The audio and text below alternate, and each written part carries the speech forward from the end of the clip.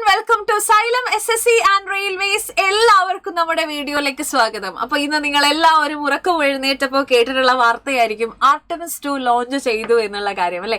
അപ്പോൾ നമുക്ക് എക്സാമിന് വളരെ ഇമ്പോർട്ടന്റ് ആയിട്ടുള്ള ഒരു ടോപ്പിക്കാണ് സയൻസ് ആൻഡ് ടെക്നോളജി എന്ന് പറയുന്നത്. സോ സയൻസ് ആൻഡ് ടെക്നോളജിയിൽ തന്നെ നമുക്ക് ഇനി വരുന്ന എക്സാമുകൾക്ക് പ്രതീക്ഷിക്കാൻ പറ്റിയിട്ടുള്ള ഒരു ക്വസ്റ്റൻ ആണ് ഈ ഒരു ആർടെമിസ് 2 എന്ന് പറയുന്ന മിഷൻ.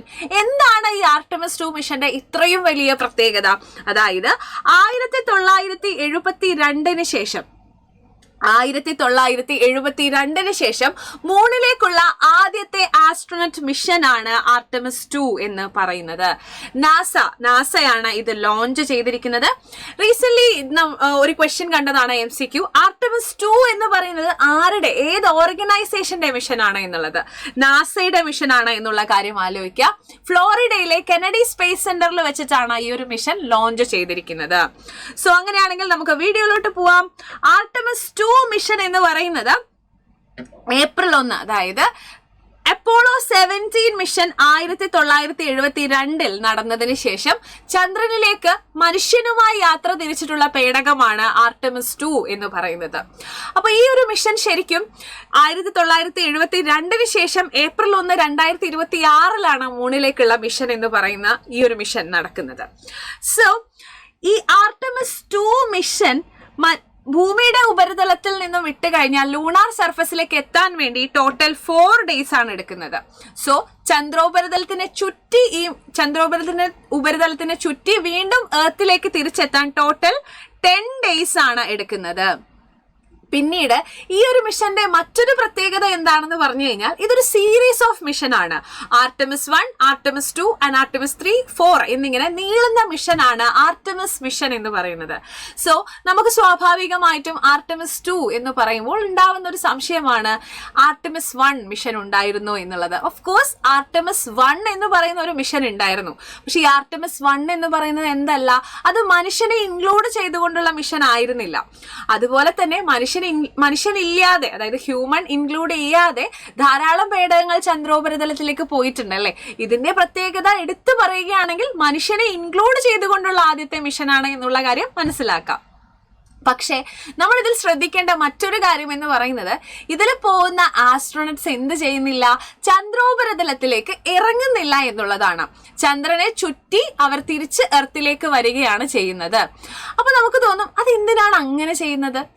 ചന്ദ്രനെ ചുറ്റി തിരിച്ചു വരാനാണെങ്കിൽ എന്തിനാണ് ഇപ്പൊ ഇങ്ങനെ ഒരു മിഷൻ എന്ന് നമുക്ക് പലർക്കും സംശയം തോന്നും. അതിന്റെ റീസൺ എന്ന് പറയുന്നത്, ഞാൻ നേരത്തെ പറഞ്ഞ പോലെ ഇതൊരു സീരീസ് ഓഫ് മിഷൻ ആണ് അല്ലെ. ഇപ്പൊ കഴിഞ്ഞ പ്രാവശ്യം ഇപ്പൊ നമുക്ക് എല്ലാവർക്കും അറിയുന്ന മിഷനാണ് ആക്സിയം 4 എന്ന് പറയുന്നത്. അപ്പൊ ഈ ആക്സിയം 4 മിഷനിൽ ഇന്റർനാഷണൽ സ്പേസ് സ്റ്റേഷനിലേക്കായിരുന്നു ശുഭാൻഷു ശുക്ല ലീഡ് ചെയ്യുന്ന ടീം പോയിട്ടുണ്ടായിരുന്നത്. അങ്ങനെയാണെങ്കിൽ ആക്സിയം 4 മിഷനിൽ ആരൊക്കെയായിരുന്നു ആസ്ട്രോണറ്റ്സ് എന്നുള്ള കാര്യം കമന്റ് ബോക്സിൽ കമന്റ് ചെയ്യുക കേട്ടോ. സോ ഈ ആക്സിയം 4 ഇന്റർനാഷണൽ സ്പേസ് സ്റ്റേഷനിലേക്കുള്ള മിഷൻ ആയിരുന്നു അല്ലെ. സോ നമ്മുടെ എർത്തിൽ നിന്നും ഏകദേശം 400 കിലോമീറ്റർ മുകളിലാണ് എന്തെന്ന് പറയുന്നത് നമ്മുടെ ഇന്റർനാഷണൽ സ്പേസ് സ്റ്റേഷൻ ഇരിക്കുന്നത്. അവിടേക്കാണ് ഇവർ പോയിട്ടുണ്ടായിരുന്നത്. അപ്പൊ ഇപ്പൊ നമ്മൾ ഈ ഒരു മിഷൻ എന്ന് പറയുന്നത് ശരിക്കും മൂണിലേക്കാണ്. ഏകദേശം 3 ലക്ഷം കിലോമീറ്റർ അധികമാണ് എർത്തും മൂണും തമ്മിലുള്ള ഡിസ്റ്റൻസ് എന്ന് പറയുന്നത് അല്ലെ. സോ ഇത്രയും കിലോമീറ്റർ ഡിസ്റ്റൻസ് നമുക്ക് ട്രാവൽ ചെയ്യേണ്ടതായിട്ടുണ്ട്. സോ അതിൻ്റെതായ സുരക്ഷാ മാനദണ്ഡങ്ങളും കൃത്യമായി മൂണിൽ ലാൻഡ് ചെയ്ത് തിരിച്ചു വരിക എന്നുള്ള ഭാവിയിലുള്ള പ്രവർത്തനങ്ങളും പ്രോപ്പർ ആയിട്ട് നടക്കേണ്ടതായിട്ടുണ്ട്. അതിന് വേണ്ടിയിട്ടുള്ളൊരു ടെസ്റ്റ് ആണ് ഇപ്പോഴത്തെ ആർടെമിസ് 2 എന്ന് പറയുന്നത്.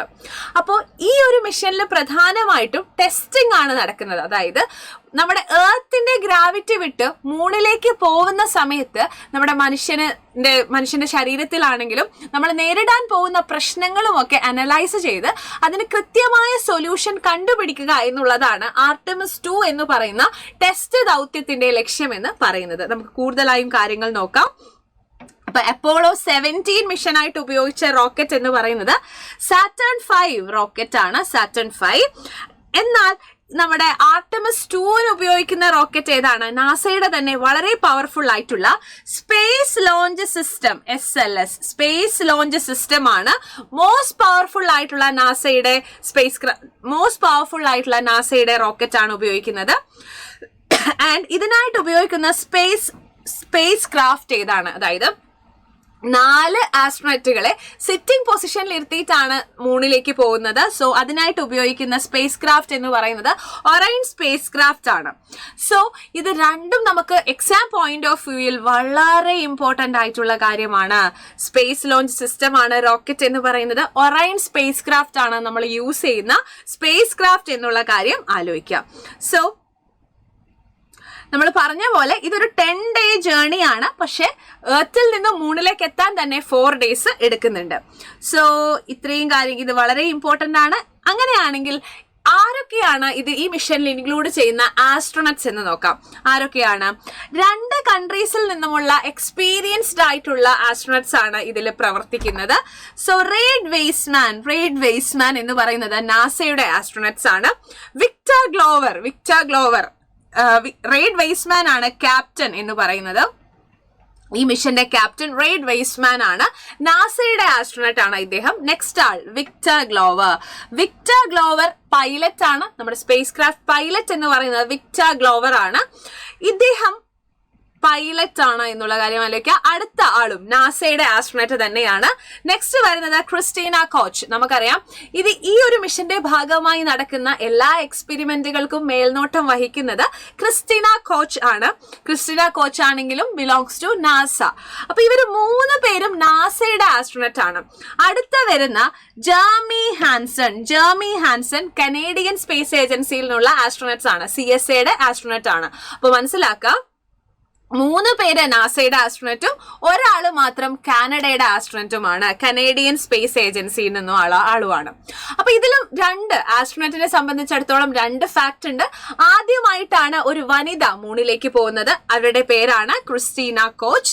അടുത്തതാണ് ആദ്യമായിട്ടാണ് ഒരു കനേഡിയൻ ആസ്ട്രോനറ്റ് എങ്ങോട്ടേക്ക് പോകുന്നത്? മൂണിലേക്ക് പോകുന്നത്. അവരുടെ പേരാണ് ജെർമി ഹാൻസൺ എന്നുള്ള കാര്യം ആലോചിക്കുക. ഫസ്റ്റ് വുമൺ ആണെന്നുള്ള കാര്യം ആലോചിക്കുക.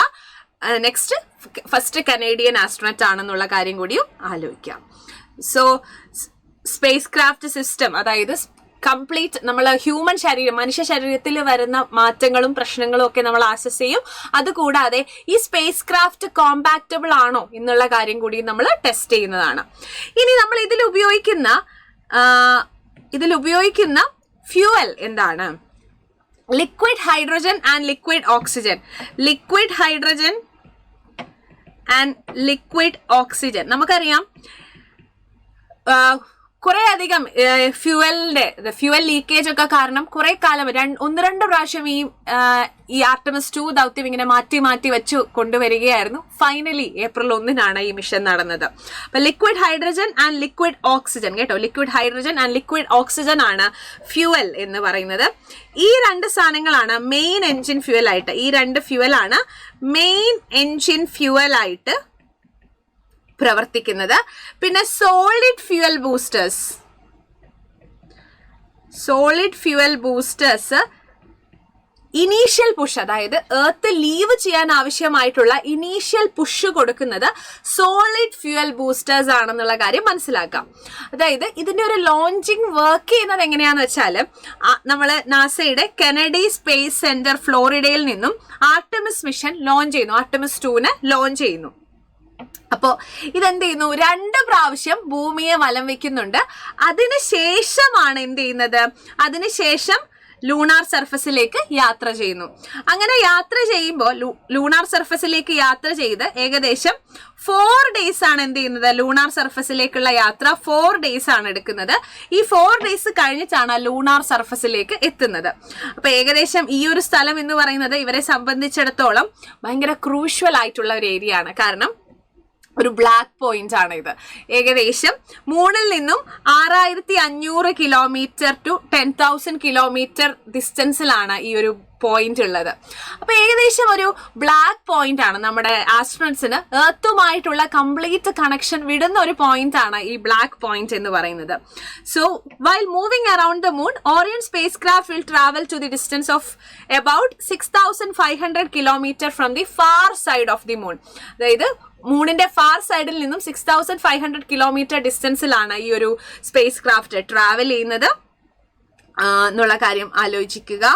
ആർടെമിസ് 1 മിഷൻ നടന്നിട്ടുണ്ടായിരുന്നത് 2022 ഈ ഒരു മിഷൻ എടുത്തിട്ടുള്ള ഡ്യൂറേഷൻ എന്ന് പറയുന്നത് 25 ഡേയ്സ് ആണ്. റഫ്ലി സെയിം പാത്ത് തന്നെയാണ് ഫോളോ ചെയ്തിട്ടുണ്ടായിരുന്നത്. ഏകദേശം 25 ഡേയ്സ് എടുത്തു ടെസ്റ്റ് ഒക്കെ ക്യാരി ഔട്ട് ചെയ്ത് ഇത് തിരിച്ചെത്താനായിട്ട്. So Artemis 2 mission will make 2 rounds of earth before leaving. 2 റൗണ്ടുകൾ എർത്തിന് ചുറ്റും ചുറ്റിയിട്ടാണ് പിന്നീട് മൂണിൽ സർഫസിലേക്ക് കടക്കുന്നത്.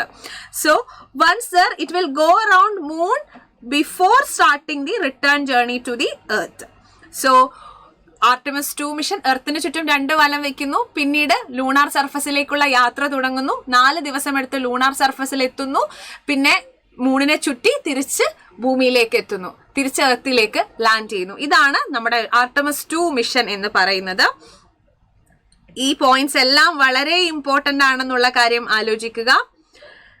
സോ ആർടെമിസ് 3 ആൻഡ് ആർടെമിസ് 4 മിഷനുകളിലേക്കുള്ള ഒരു ടെസ്റ്റ് ആണ് ആർടെമിസ് 2 എന്നുള്ള കാര്യം കൂടി ആലോചിക്കുക.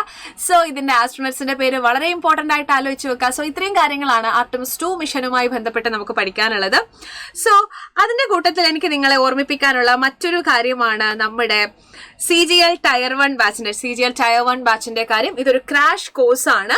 സോ SSC CGL Tier 1 നിങ്ങൾക്ക് പാസ് ആവാനുള്ള കംപ്ലീറ്റ് ഗൈഡൻസ് പ്രൊവൈഡ് ചെയ്യുന്ന ബാച്ചാണ് നമ്മുടെ ക്രാഷ് കോഴ്സ് എന്ന് പറയുന്നത്. ഏപ്രിൽ 7 മുതലാണ് ബാച്ച് സ്റ്റാർട്ട് ചെയ്യുന്നത്. സോ എല്ലാവരും ജോയിൻ ചെയ്യുക. നല്ല രീതിയിലുള്ള ഒരു Tier 1 പ്രിപ്പറേഷൻ ആണ് നിങ്ങൾ ഉദ്ദേശിക്കുന്നത് എങ്കിൽ നിങ്ങൾക്കുള്ള ഗൈഡൻസ് ഇവിടെ നിന്ന് ലഭിക്കുന്നതാണ്. ഏകദേശം 200+ hours ഓഫ് റെക്കോർഡഡ് ക്ലാസ് ആയിരിക്കും ഉണ്ടായിരിക്കുക. 3 to 4 hours ആണ് ഡെയിലി ക്ലാസ് ഉണ്ടാവുക. 6 to 7 days നിങ്ങൾക്ക് വീക്ക്ലി ക്ലാസ്സസ് ഉണ്ടായിരിക്കും. 1999 ആണ് ബാച്ച് ഫീ എന്ന് പറയുന്നത്. So from the very scratch, അതായത് ഇപ്പൊ നോട്ടിഫിക്കേഷൻ വരാനിരിക്കുകയാണല്ലേ. സോ എത്രയും പെട്ടെന്ന് നിങ്ങളുടെ പ്രിപ്പറേഷൻ ബൂസ്റ്റ് ചെയ്യാനായി നമ്മുടെ ബാച്ചിലേക്ക് ജോയിൻ ചെയ്യുക. So thank you.